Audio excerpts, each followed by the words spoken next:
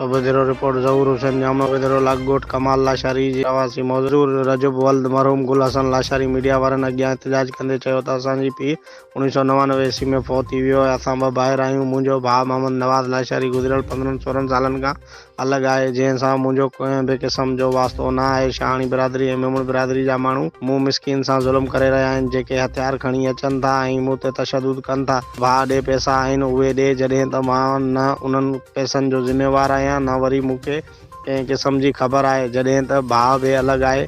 मां चवां थो त भाउ मोहम्मद नवाज़ मूंखां अलॻि ऐं जुदा आहे, मुंहिंजो तालुक़ न आहे। उन बावजूद बि शाहाणी बिरादरी जे माण्हुनि हथियार ॾेखारींदे चयो त तोखे असां मारे खून कंदासीं, पंहिंजी ज़मीन विकिरो करे असांखे पैसा ॾे। जॾहिं त उन्हनि माण्हुनि मुंहिंजे भाउ खां बि ॾाह जरिब ज़मीन विकिरो कराए छॾी आहे। मूं मिसकिन खे बिला जवाज़ कॾहिं सूबेदारो पुलिस हथां बदिराइनि था त कॾहिं पाण तशदुद कनि था, करे धमकाइनि था। कुझु ॾींहं अॻु बि मूंखे सूबेदारो थाणे में 4 ॾींहं बंदि करायो।